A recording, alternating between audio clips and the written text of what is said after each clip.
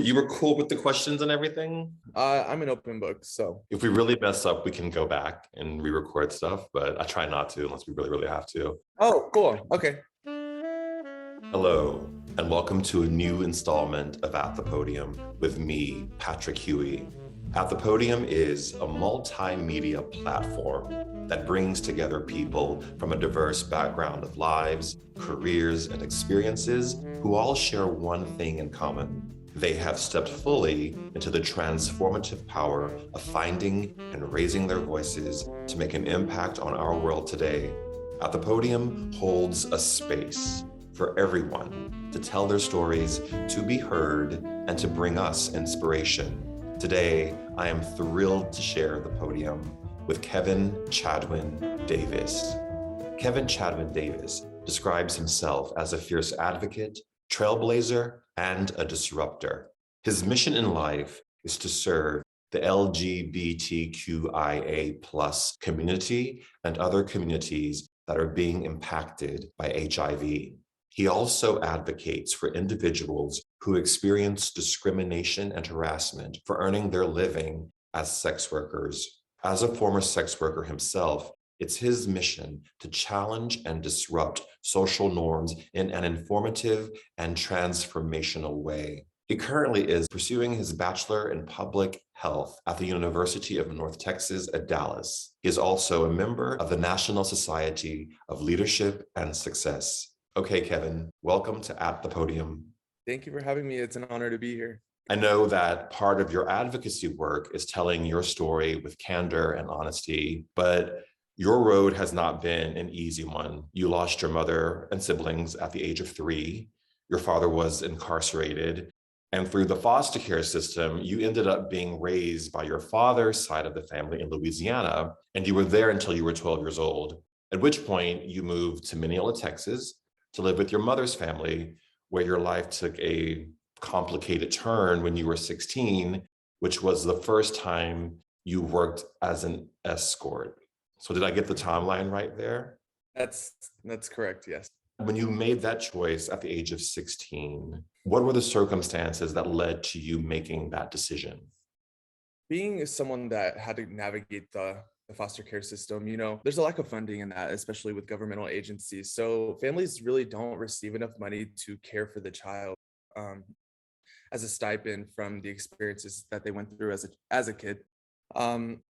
So, my family didn't receive a lot of money to take care of me, which left very little money after, paying bills and paying rent and paying the necessities to really do the things that we wanted to do, buy clothes, eat where everybody else ate in Mineola, Texas, buying a car. Like there was the things that, society places on us were not accessible to us.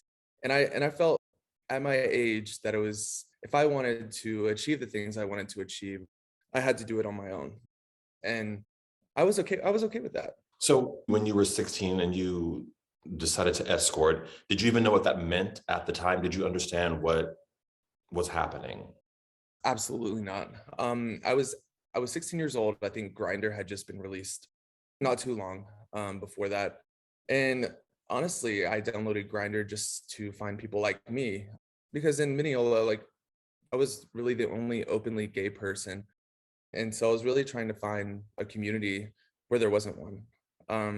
And that led to escorting. I guess I didn't know escorting was a word back then, but I did have someone reach out to me and offer to pay me to hang out with me and see me. And at the time, money was precious. So and still is, but at that time I had none.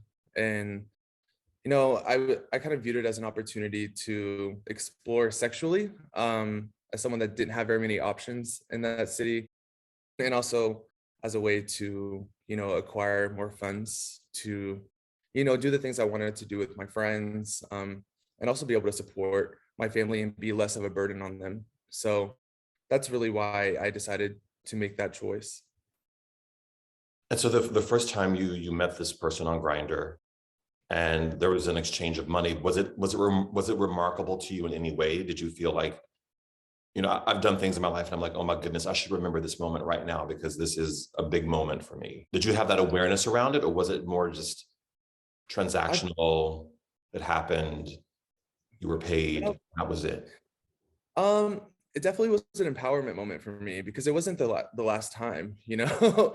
The relationship kind of flourished after that. And even my family doesn't really know anything about this, which is kind of interesting. But it's just not something I felt comfortable sharing. I felt empowered in that moment when I walked away from that experience. And, I was able to go home and, just I felt proud of myself because, I did something that was scary at the time, something that's not accepted by society. And also, I was able to experience something sexually as a gay person. So it kind of like broadened my horizons in a way. How did that impact your identity as a gay person to have the sort of exchange of funds be related to something that was pleasurable for you? Did it change your perspective on what gay relationships looked like and how they operated? My first time escorting really, it was like fireworks. um, just because, I was able to experience something with a man that I had in a way that I've never experienced it before. It was fun for me. And I think that that's not something people really think of when people deem being an escort or participating in sex work as a negative experience. People automatically assume there's something mentally wrong with you and that you don't have any morals or ethics. And it's really so much more than that. It's a way that I was able to empower myself.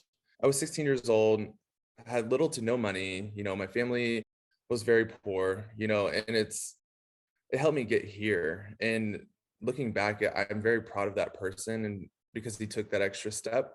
And also the relationship that I was able to create with that person was very meaningful and impactful because that person helped me get my first job, helped me buy my first car, because at the time I didn't have any of those resources. As you had mentioned earlier in my introduction, my family did suffer through a lot of trauma, and I myself, a lot of trauma, dealing with the loss of my family and not having a father figure in my life. That was kind of a way for me to fill that gap in my life. And that was by escorting and finding individuals to support me. At what point for you did you determine that that was not the life you wanted to be in? Because you're the way you're describing the experience now, it seems like you received a lot of positive benefits from escorting. Well, there was definitely some shame in there. I'm not gonna say there wasn't. There were parts of me that felt like, I don't know, there's so much stigma around it, and back then I didn't even know what stigma was, but now I can reflect and, see it for what it is. And there was a lot of stigma around that, especially at being 16. I wasn't of age for the state of Texas, but I had to do what I had to do. As an adult, I'm not coming back and saying like, a lot of people come back after they participate in things and shame the other person. It's not, I made a choice and I stand by that choice, and that choice has been beneficial. And also, there have been some negative side effects to that. But at the end of the day, escorting has taught me how to love myself and, build my boundaries and share things with people that, help them. A lot of people don't really realize that people that escort and do sex work we're healing people because these people are seeking things that they're not currently receiving. Who were your clients? Because you talk about the work as being a service to these men who came to you who weren't getting what they needed, not just from a physical standpoint, but even from an emotional standpoint. So not names, obviously, but who were these men who were coming to you? My clients range from, even 26 years old to people that in their 60s. And I've had several clients where I just go to dinner or, we go watch a movie or we watch the news. It really is about the relationship at the end of the day. And I think that my life has a lot of meaning and I want to share that meaning with somebody else that can help me achieve that meaning. Because as I mentioned before, I didn't have that stable father figure and I was able to find that in my clients. Being able to help them shape me and help me, learn how to budget, learn how to monitor my money, learn how to run a business. At the end of the day, that's what escorting is. Reflecting back, I don't regret a moment. Can the relationship be pure though? I mean, what you're describing in a way sounds like you're going literally on a date with someone, which people go on a date, they go to the movies, they exchange lives, experiences, they support each other. I think so. I've watched even some of my friends, start off as escorting for somebody and then it blossoms into a marriage or, a really beautiful relationship. So it really just Mhm. depends on what you have with that person. I have, I no longer escort now, but I do still go hang out with my clients and we go to dinner and we still have very meaningful conversations. And it's a lot of them feel empowered by me because they remember who I was before I became the person I am now. That's the support that I didn't really have growing up outside of my family or even friends. I guess my question then is why the exchange of money? If what they were looking for and you were looking for was this simpatico relationship, this exchange of humanity, why was the exchange of money a part of that transaction? When I first moved to Dallas, I moved here for a relationship and I had a job, I was in college, I was doing well, and I had a secure amount of funds in my savings account. I had my own apartment. I was Mhm. doing really well for myself, and but I moved to Dallas without any family support. Like I literally made a risk when I was 18 to pack everything up and just move, to go be with the person that I love, and I did. It was a huge risk, and I did it. But that relationship unfortunately didn't work out, and who do I have to fall back on when I'm in a completely different city? I need to be able to take care of myself. That led me back to escorting. There were gaps in time where I didn't do that because I was in relationships and that wasn't accepted then. And because I was doing well. So it really does fall back to the moments in my life where I wasn't doing so well and I didn't have the courage to call my family and ask for help just because of how I was raised. Just all the things I've come in life. And I don't want to drag my family or my friends into another thing to support me. So that's really where the transaction came from, was my need for financial support. I think many people find themselves in situations in their lives where they need support and maybe don't have family to do that or close friends to do that. And they don't make the leap into escorting. So, why was that the choice for you as opposed to working at the Gap or working at a mall? Or I'm trying to understand the leap that you Yeah. made in your mind to get to that point where you said, okay, I'm going to do sex acts to receive money for that, or to give my time to someone who needs it and then ask them to pay for that. How did you make that leap in your mind? So there was an experience that I went through, and from the age of 17 to 24, I worked for Chili's. I met this guy at my job, and basically someone that was in the closet and someone that was married, had children, all Mhm. these. He left me a little note and he said, if you're not interested, please throw this away. But I think you are so handsome and I would really love to spend some time with you. And he left me his number. And so I texted him. And coming out of a relationship, I was looking for any form of love that I could find because I was so lost. And that person was able to provide that to me. Mhm. Um, and I had no idea that there would be any financial ties to it, like no idea. But that person was able to help me whenever, I went off the deep end of that relationship.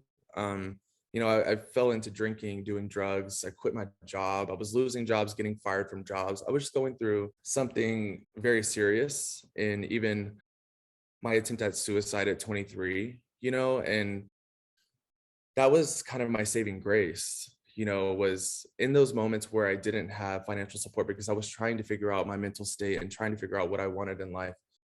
That person was able to help me survive.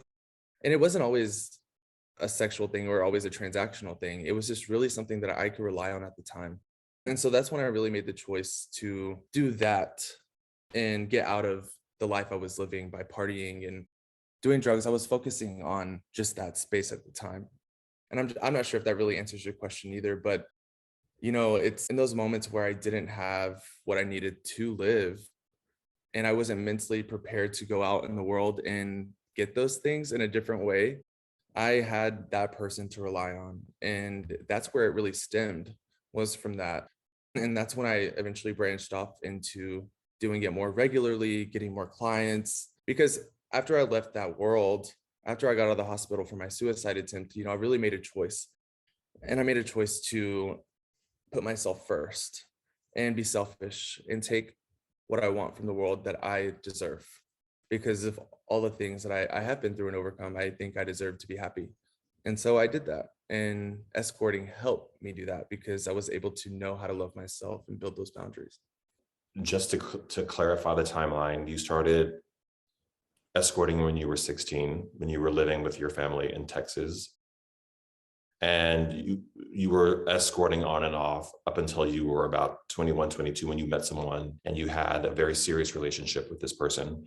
That relationship fell apart and you ended up going back into the world of escorting. Was this before or after the suicide attempt that you went back into escorting? It was after. Okay. Why did you attempt suicide? So, kind of like to go back to what you were mentioning earlier, about like the loss of my family, my dad being incarcerated. A little like backstory to that is that my dad was very mentally ill and very addicted to drugs. And just to be like blatantly honest, he took those lives. And, that's something that I deal with on a daily basis, something that I remember on a daily basis and receive flashbacks. And it's just, even my body still feels the trauma of that day. And during the month of June of 2018, the summer is just a really hard time for me because it's the anniversary of their deaths. It's my mom's birthday, and they're all like just up against each other. And my relationship was already going off the deep end. And, I was bartending in the neighborhood, caught up in the scene. And it was around my mom's birthday. And I had been drinking, and me and my boyfriend got into a fight. And I was like, I'm just like, I just hated myself and I hated where I was and I hated everything about my life. And in that given moment, I wanted to end it. And so I attempted that. I instantly regretted it, just because I saw the pain on my friends and my boyfriend's faces when that happened. And it was just heartbreaking to watch because I almost didn't make it. And I really was able to see the support that I had at the time and made a really hard decision to end my relationship after that because obviously it wasn't healthy for me. I really needed to turn my life around. So Kevin, and when we had a call to prepare for this call, we talked about the situation with your father and the fact that he actually took the lives of your mother and siblings. And do you feel comfortable talking about that? Absolutely. You want to talk about what happened that day? It was definitely a hard day. I was only 3 years old, and a lot of people don't really anticipate me remembering anything, but I remember every second of it. And it's weird to look back on now because I'm such a different person. It's 24 years ago. So it's crazy to see how far I've come. And I just remember like during that day, it's I remember, I don't know if you have this feeling, but whenever you see people and it takes you back a long time and you remember that person from a long time ago, I still remember what my dad looked like and what my sister looked like and what my brother looked like and my mom. I could still smell the way my sister's hair smelled that day, because it was curled and I could smell that fresh burnt curl, it's it's crazy. But on July 20th in 1998, it was a really bad 2 days well, really bad few years for a lot of people after that.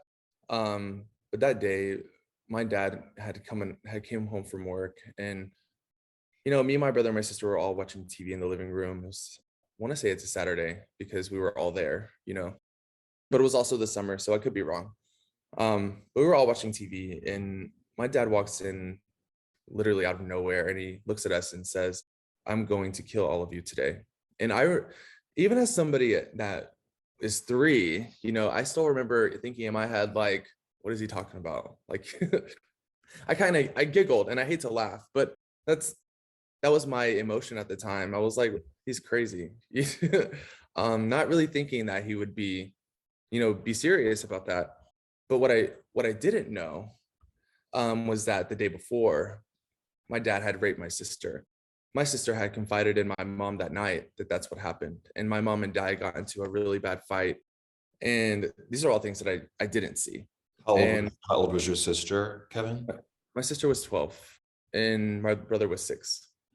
So I had no idea this happened, until later in life, but the timeline added up for me then because my mom and dad got in a huge fight. My dad was obviously angry and using drugs. And from what I understand, he took their lives because the drugs led him to a paranoia state. Obviously, he did drug inflicted activities by raping my sister and obviously being in an incapable mental state. Those are the things that he doesn't even remember to this day. That next day, from what I understand, is that he felt paranoid and thought that, my mom, my brother, and my sister were out to get him and that he had to protect me at all costs. Like that's where his mind was, was And to that protect you. as if like they were going to take me away from him. Okay. Because my brother and my sister were not his kids. They were my mom's kids from, other men. And like in his brain, from what I'm trying to understand, is that like that's my kid. I need to protect him. I need to get him out of here. Because his actions literally displayed that when it comes to the reports and the police reports and the court documents. He took their lives. I'm not going to go into detail about how he did that, just because they're all really horrific. One of the memories that sticks to me in my head the most is sitting in the kitchen and hearing my mom cry in the other room and, opening the door and seeing her standing there, bawling her eyes out, blood all over her, and my dad shutting the door in my face and locking it so I couldn't get in. Like that's probably the most core memory that I have of that experience, because I remember seeing my mom's eyes looking at me with such pain and like scared. Like she thought, I genuinely feel like she thought he was going to do that to me too. So she was trying to protect her children. And that's one memory I still have nightmares about. Right. Of course. Of course. Because I can still, like, her eyes were so piercing, and I will never forget. I will never forget that. And you think that by me remembering these things, like I would never forgive my father for that. But I have, and it's completely changed my life, and it's actually helped me stop escorting, believe it or not, because I think what I was looking for in these men was parts of my dad that I didn't have, and that's just reality. I the way I view a father figure is someone that supports you mentally, financially, and all the ways that I was seeking in other people. And I think that that really ties into why I was seeking those things, is because I never had them. So can I ask you, after your father took the life of your family, his family took you in, Yes. and the state essentially put you in foster care with your grandmother, essentially is what happened. So after that night, my dad drove me to Louisiana, and dropped me off with his mom, which is where his brother came and picked me up. And so my uncle and came and took me to his family, which was my aunt and my 2 cousins. My life completely shifted overnight. So that's where I lived. And I never knew that they were doing the court battles and, moving back and forth between states to really see who's going to be financially responsible for me. I don't remember those things. So you stayed in Louisiana with your father's side of the family. Yes, I did go visit my mom's side of the family for different holidays, like, a week and a half over the summer, or Christmas break when I was in school, just little, and then they would come visit me too. But that was less likely just because I think my dad's side of the family had its own issues, and even with me as well, they weren't the best people, and I don't hate them for it either. They had to take in somebody overnight as well. It's not like they planned for this to happen. Growing up, I used to really love reading Harry Potter just because I felt really close to that character, because he was, the misfit, someone that was shoved underneath the stairs and someone that no one really ever appreciated or cared about. And that's how I felt growing, like, for 9 years when I was living in Louisiana. And the only time I ever felt love was when I went to Mineola to be with my family. And that's kind of like when Harry would go to Hogwarts. With You your know, I, with your, with your mother's family. You went to yeah, Mineola to visit your mother's family. yes. But I, whenever I would leave and come back to Louisiana, I was heartbroken. I never felt the love that I would feel from my mom's side of the family from my dad's side, just because, To me, it felt like a transaction for them because they were receiving money for me. And it's crazy because I never ever got to see any of it. The way that I thought things would happen would be like they would receive money from the government. They would put some away for me for college. They would, do all these things to prepare me to be successful. And what they did was none of that. They actually were very negligent towards me. I dealt with that for a good 9 years. And I think the most important thing in life is to forgive people, just because I don't want to look back on my life and think about those things and see them as all negative, because I did have a good childhood, and I did have a good life. I'm having a good life. But it's only because of the support I've had from quality people, and people Yes. that have really shown me what love really is. So Kevin, you say that you have forgiven your father. Is your father still in prison? he'll be there for the rest of his life. And I actually, so ironic, the second anniversary to like my suicide attempt, on my mom's birthday, I prayed to her. And I'm not a religious person, but I took a risk. And I prayed to, I don't know who I prayed to, but I just prayed so hard that day to reconnect with my dad, because for most of my childhood I would write him and get no response. And I was always like, that was always very detrimental to me, because I felt like I'm not good enough. My dad doesn't love me. How can I ever come out to my dad? How can I ever have this relationship with him? He's the only blood part of my dad that I have. And it's something that I really look for like most of my childhood. And Mm. I look forward to writing him letters and keeping him updated. And, it was every time I, cross my fingers and hope he would write me back. And I never got that. And, you know, I prayed really hard that day. And literally 3 days after I prayed to my mom, my dad calls me on my cell phone from prison, and I about lose my mind, because I never thought, although I was wanting these things, I never thought it would actually happen, just because of how long it had taken to get here. And so, it's crazy because a lot of my friends were like, "Oh, what did you ask him? What did you, did he tell you why he did what he did?" I'm like, "But that's not what I'm after. Like, I don't need answers for that. I've had to make my own answers up, and I'm okay with those answers."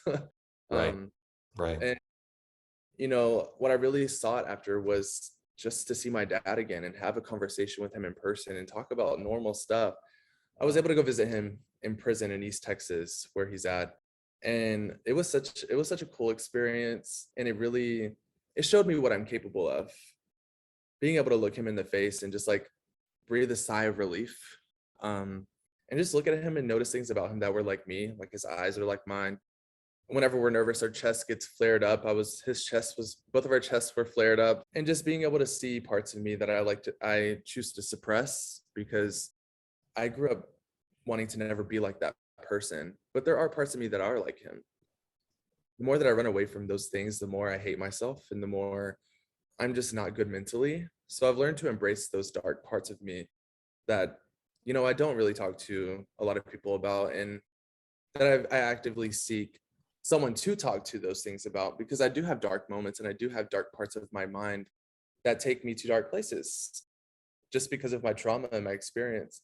So I was really able to kind of close the door to a lot of those things when I looked at my dad for the first time, and really just see him for him, and not look at him like he killed my family and took things from me, but really see him as a human, and see as an adult the trauma that he had to go through as a kid, and the trauma that he had to go through as someone that relied on drugs to not really deal with the trauma that he experienced as a child. And the Mm. way that I see it is, back in the day, mental health was not talked about. And if you talked about it, you were pushed off. You didn't receive medication. You weren't taken care of. You weren't being seen. And so even though my dad's family was actively looking for help for him, because this had happened before, maybe not in the extremity that it happened to my family, but this has happened before. And Within his family that had happened before, or for him that within it, an within another family that he was with in Colorado, and he was incarcerated. And I literally read a letter a few years ago from my grandma, writing to the sheriff. She was like, "He needs help. He is not a bad person. I was like, this could have been prevented a long time ago if we were just having this conversation decades ago. He would have been in a much better place, I think. He'd probably be healthy and be happy and living the life that he was meant to live. So I was able to really look into his eyes and see that person and really relate to that. Because those are parts of me that I have too. And being able to look across the table at somebody and seeing that someone that's so like me, it was groundbreaking. Did he apologize? Were you able to get that from him, or did He you not apologized. need that? I didn't really need that, but he did apologize to me through a letter. Whenever I don't talk to him for a while, he'll reach out to me through a letter and just be like, I understand, and just know like I'm really sorry for everything that I've done. And even in person, I was able to come out to him as gay. He kind of chuckled at me a little bit, and he was like, "I don't care." And so I had looked forward to that moment for most of my young adult life. Like Mhm. for him to just kind of like giggle at me, like, "What's the big deal?" I was like, I don't know. It was just a crazy experience. And when I walked out of that establishment, I I felt like the baddest bitch in the world. Like for overcoming like my biggest fear. My biggest fear in life was to see him in person and not Mhm. know what to do and not potentially like let it hurt me. Is he on drugs in jail, or is he clean in jail? He's clean. His skin was clear. He was very full, like plump. Just looked really healthy outside of, over the years of being in prison, he has lost a few teeth from fights. Whenever you're in prison and you have a charge for sexual assault with a minor and, you know, 3 capital murders, you're going to be a target for a lot of people. So he's been through a lot, barely has any teeth left. And that's probably the one thing that shocked me because I wasn't expecting that. But besides that, he's just hanging on. And from what he's telling me is that he hangs on specifically for me, and that makes me feel good because I do believe he deserves to be happy. And whether it's there, you have to make the best out of what your life is. And you forgive him. Absolutely. Although I do have my moments. I made this video a long time ago, a few years, or no, it was about a year ago, and I was explaining to myself why I escorted. And in the video, I share with my camera, I was like, I don't know if my dad really realizes this, but he shaped me because he taught me how to live without him. And, Oh. you know, he killed a part of me as well. And there is a part of me missing that I think I will never have. But we're humans. We have to grow accustomed to ways of living. And that's what I think I've become an expert at. So you stayed with his family until you were 12, and then you moved to your mother's family in Texas, in Mineola, Texas, when you were 12 years old. Yes, best choice of my life. And you were able to make that choice. You weren't forced, the court didn't mandate that you stay in Louisiana with your father's family. No, to my knowledge, at the time, 12 years old is really the choice you can like the age you can decide where you want to live. Mhm. And it's kind of funny what the experience was because, my dad's side of the family came up to me and I was so sad when I got into middle school and I didn't get into magnet school like everybody else did because that's where all my friends went. It sounds dumb, but I was like, oh, where'd all my friends go? I was like, Right. um, Right. and that made me not feel good enough too. But they asked me, they were like, well, where do you want to go to school? Or where do you want to, no, they asked me, where do you want to live?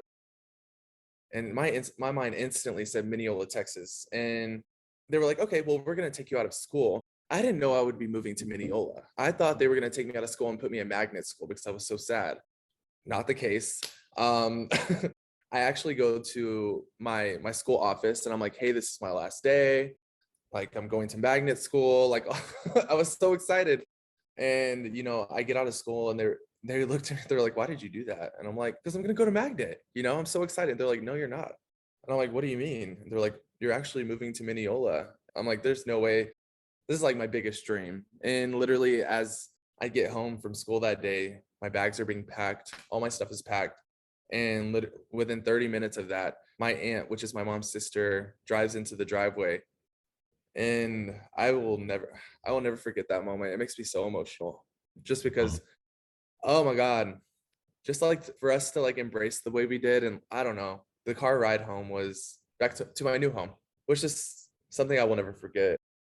So you were there with the aunt, your mother's sister, who you wanted to be with, who was a big change for you a positive change for you to go there. Yes. What happened to bring you to 16? You're on Grindr, you meet this gentleman, and then you enter this life that you were in for the next almost 10 years as an escort.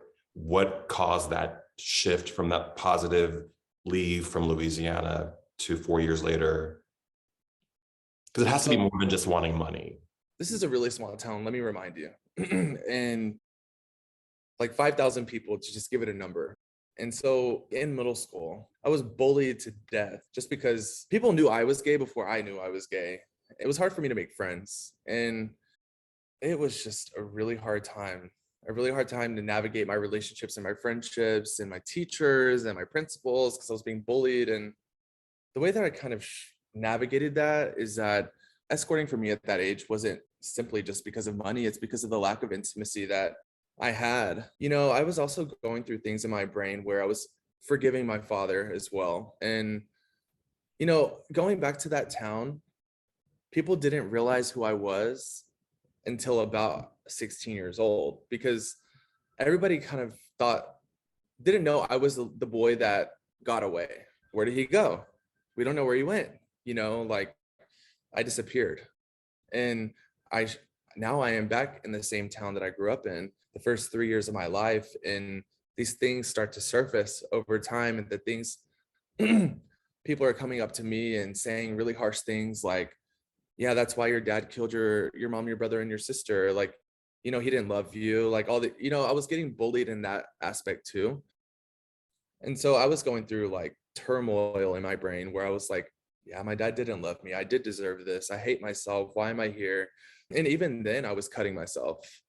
In middle school through high school, I was cutting myself too.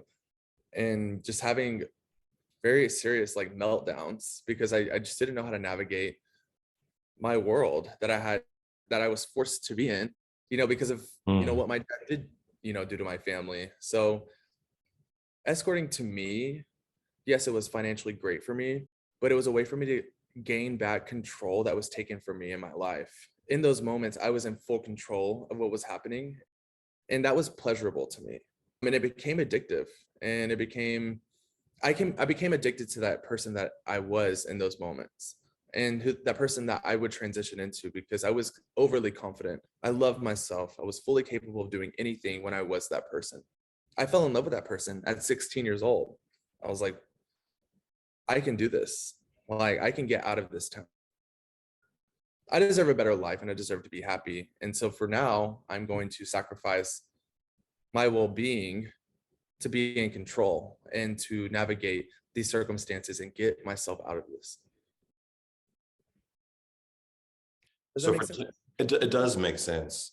Did you never had therapy or any sort of counseling to help you move through all of that you had experienced when you were a child? When I first moved to Louisiana, they did put me through counseling, but I was in that for a very short time, so I guess I was doing okay. And also, when I first moved back to Mineola, I got back into counseling again. Absolutely hated it, just because I was a stubborn little kid. I was like, I don't need this, I'm fine. And I fought my family against it. I was like, I'm not doing this. We're not paying for this. It's not worth it. And so I just kind of pushed. I didn't believe in mental health then, and I believe that I've gotten this far, I can do anything. Not the case. Reality hit me real quick. So when did you go back into therapy, or have you been back into therapy and getting counseling? It's something that I'm still thinking about, but I really just need to find the time to really take care of that part of myself. And I just haven't done that yet, to be honest. But hey, this is kind of a way of therapy almost. Thank you so much. Let me ask you, Kevin, you have been in and out of escorting for 10 years. And you say it gives you a sense of control, ownership, power over your life. Do you feel that it's something that you can really fully leave behind? I know you have not been in it for some time now, but is it really something that's in the rearview mirror for you? And in your mind, is that even necessary? Is that always an option that you would go back to that if you needed to, and not necessarily from the financial standpoint, that too, but also from this intimacy that you say that you crave and need from men because your dad was not there for obvious reasons now.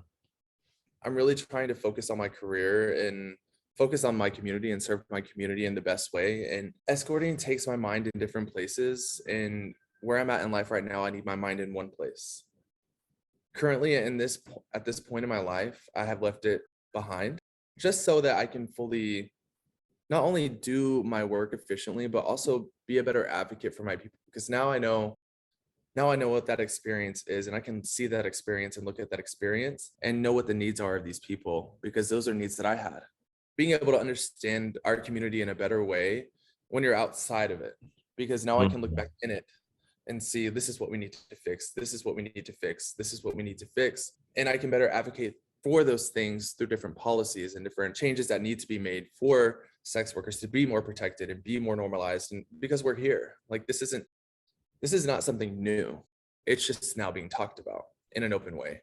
And it's super important to me to be able to do that for my community. And I plan on being the person to lead those things. Do you think in a way you're fighting so hard for sex workers to be normalized, as you said, because in a way you're fighting for your own place in society right now? I wouldn't say I'm fighting for my own place. I think I have my place and I have exactly where I need to be. It really is because I never thought that I would be doing the work I'm doing in the sex work community until I did go through that experience of discrimination. And that set a fire underneath me that I never knew was in me. So now I look at it as someone I'm a white man, okay? And I'm going after these positions that I deserve and places in the community where I deserve to sit. But for someone that is Black, they're going to experience the same discrimination I'm experiencing in a completely different way. And so for someone that is of privilege, I have so much privilege in this life. For me, for that to happen to me, and I'm a part of this community and a part of building it, it's going to happen after me. And it's going to continue to happen inside of these organizations that say they support us and receive funding to support us. So to me, I owe my due diligence to make sure that that never happens to anybody else, because I don't know who the next person is going to be and if they're going to be strong enough to overcome that discrimination like I have. So really, it's a way for me to heal. And it's also a way for me to help my community get further. So how do you help people wrap their mind around this idea, this unifying idea that in a way all discrimination is discrimination, whether it's discrimination against a Black person, an Asian person, or a gay person, or a sex worker? How do you draw that through line for people, given the sort of discomfort that people have with sex work? I know this is going to sound crazy, but since I've been public about my experiences, I actually have not received any negative feedback. The only thing that I've really received is people asking me like what a sex worker is. And so then that now gives me a place to educate. I'm like, well, it's not black or white. There's a plethora of things that are considered to be sex work and legalized forms of sex work. So it's a cool moment because I'm able to educate even people back home. And that's kind of how I advocate for us, is by just having these conversations with people. And also the support from the community, from me being so outwardly vocal about my experiences, and has been more than I ever expected. They were like, finally, somebody's talking about this. Thank you for doing this. Finally, we have somebody to stand up for us, because I can't do that. I don't want to go to jail. I don't want, like, people just don't have not only the strength, but the voice to stand up for themselves. So if that has to be me in some capacity, like, that's what I'm going to do. So for you, what is sex work? Sex work is a form of healing. It's a form of creativity, and it's a form of love. And if I want people to understand anything about sex work, is that it's more than just a transaction. You know, these are real people with needs and trauma and hurt and pain. And they don't have a way to funnel that hurt, trauma, and pain. And the way that they know how to cope is by leaning on somebody else to kind of take that burden off of them. And that's in the retrospect of the person that's seeking a sex worker. It's so much more than what people think it is. It's easier for people to grasp if you have a lived experience. And if you don't have a lived experience, especially my lived experience, you're never really going to understand it. or understand the pleasure that I get from my actions. Because the way that I explain it to other people is that escorting allows a way for me to funnel all my darkness and my trauma and my pain into turning into a character and turning into a different persona of myself, a different version. And a lot of people don't know this, but my persona, when I am that person, takes the name of my dad. Wow. Okay. And so that is a way for me to really shift all the things I felt towards him and felt towards that experience into one place. Because I feel like if I didn't have a channel to do that, I don't know what kind of person I would be. I don't know mentally if I could handle my life. And it's a form of therapy for me, because also these people I'm having these conversations with, I'm sharing my life with them and I'm letting them know what I've been through, and they're impactful. You know, I've made lifelong friendships off of these things, and they continue to support me and mentally, because I'm a product of our shared intelligence. You know, it really is more than that. I've done so many things in my life.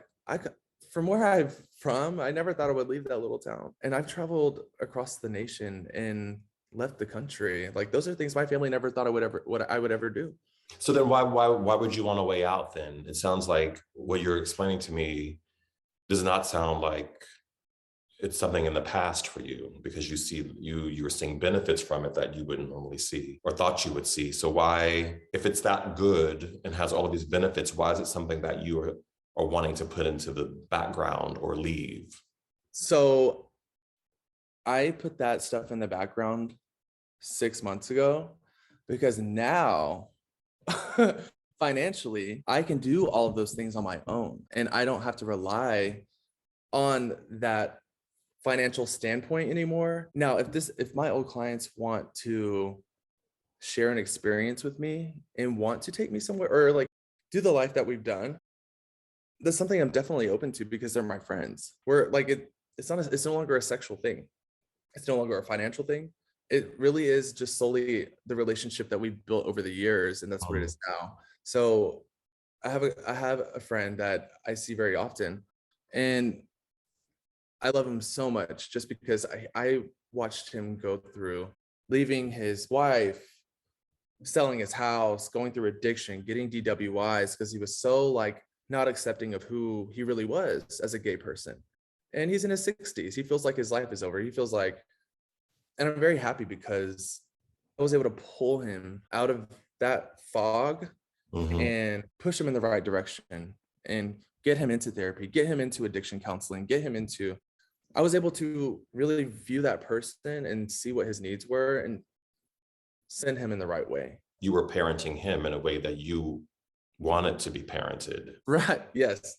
Do you think you can ever have a relationship with a man or a woman that is quote unquote a normal relationship, or has the dynamic of escorting sort of shifted how you view a traditional monogamous relationship?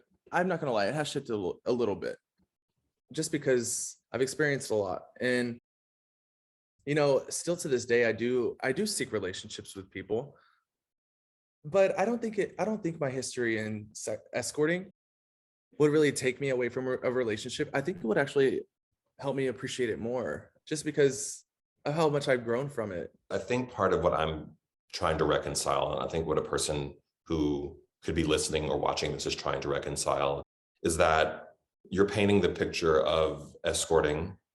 And in your mind, is there a difference between escorting and prostitution? I think escorting is a more privileged version of sex work, because there are different tiers to it. Also, I hate the word prostitution. I think it's disgusting. And it's a very criminalizing and very stigmatizing word, just because of the way people use it. People that are actively seeking money through sex work, that are living on the street or experiencing homelessness and experiencing addiction to drugs, they have other stuff going on. Like, they don't even know where they're going to lay their head at night, or they're caught up in a pattern of whether they want to live or die. And sex work is a way for, I've never lived that experience, so I'm not going to speak on it like it is my experience, but my perception of that is that this is a way to be able to take care of themselves and get the things that they need, whether that is drugs, food, water, housing. It sometimes people just want a place to lay their head and they're willing to sacrifice their lives to get that. I guess what I'm just trying to reconcile the approach that you have to this around how you have approached the work that you have done in the past with the person who is that person who's on the street, who is not seeing that same level of benefit from this and want to be out of it, but maybe can't be out of it for many reasons. How do we reconcile those two images? How do we reconcile the experience that you're describing versus the person who's on the street? But it all goes into classism. And my status is very different from somebody that is, experiencing homelessness on the street and relying on sex work to survive. This color of my skin is white, and I had more resources. Whether it sounded like I didn't have anything growing up, I still had a way more than a lot of people did. And I'm very grateful for that, because I would not be in the space that I am today if it weren't for that. But there are other people that do experience oppression in ways that I haven't. And if you notice, most people that are experiencing homelessness and relying on sex work are Black women.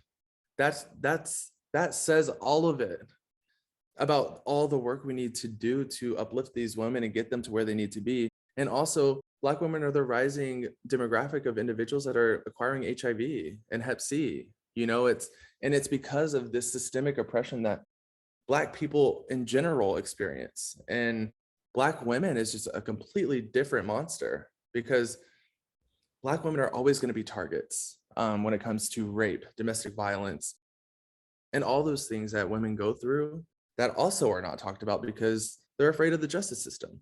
And I am too. But my experience is very different from that person, because I might be fine. And she might be prosecuted, because Right. there's so many laws and policies, especially in Texas, that hinder this specific group of people from getting the justice that they deserve, because they are deemed as prostitutes. And just because of their way of living, it's not very different. It's just different pillars of what sex work is. As you can see, white sex workers have more privilege, black sex workers do not. And it's just another way to view like that there's so much work to do to help uplift these communities and to fight against this racial systemic system that we live in, because it's just wrong. And these women should be in places that they feel empowered and where they can access the resources that they need. Because I firmly believe you're not going to accept help from anyone if you don't know that you need it yourself and don't want to access it. You're caught up in a pattern of client, food, drugs. Where am I going to sleep? Client, food, drugs. Where am I going to sleep? Sometimes that pattern is hard to break. Most of the time it is. So do I take a risk and go this way, not knowing what the outcome is? Or do I stick to the same pattern and know that I'm going to be okay and I'm going to survive to the next day? It's a constant battle that all of us have to fight when we decide and make those hard decisions to make changes for ourselves. And that was hard for me to do even when I decided to stop escorting as a whole, because I was like, I'm going to miss it. I'm like, can I do this? Can I be resilient? Can I fully commit to putting myself first and depending on myself and not depending on other people to live? And so it was a challenge for me. And I'm not going to lie and say it's not challenging to want to go back to that, because it was a pattern that I lived in for 10 years. Kevin, I think we could talk for hours about this. That there's so many things that we've only scratched the surface on, but I want to thank you for coming on and telling your story. I know it's not an easy story to tell, and I appreciate the work that you're doing, because I think one thing that I've really taken away from our conversation today is that discrimination anywhere is discrimination everywhere. And I think you're right, particularly as it relates to the role race plays in all of this and our perceptions of this, and who gets what services and who gets what type of treatment and who gets what types of punishments or not punishments from the system. So I think that is something that we see reflected everywhere. But I thank you for your time. I thank you for sharing your voice and your experience. And we may have to do another one of these. I feel like we just scratched the surface, Kevin, but thank you so much for coming on today. Absolutely. And thank you for allowing me to be a part of this. This is actually the first time that I've done a podcast since all these massive changes in my life. So I definitely applaud you for the work you're doing and allowing me to have a space here, because we don't have very many. Just know I appreciate you and I support you in everything that you're doing. And I look forward to maybe doing this again soon. Maybe we can do something about PrEP or HIV.